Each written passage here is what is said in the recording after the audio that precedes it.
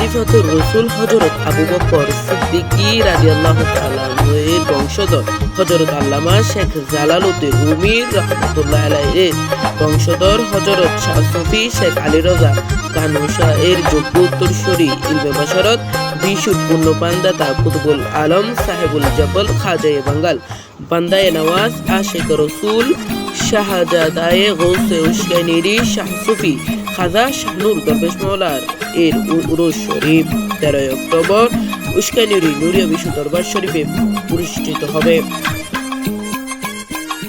উরুস শরীফে আখরি মোনাজাত করবেন গোলামে হাদে বাইতে রসুল মাওলানা মীর মুহাম্মদ মঈনুদ্দিন নুরী সিদ্দিকী আল কুরাইশি।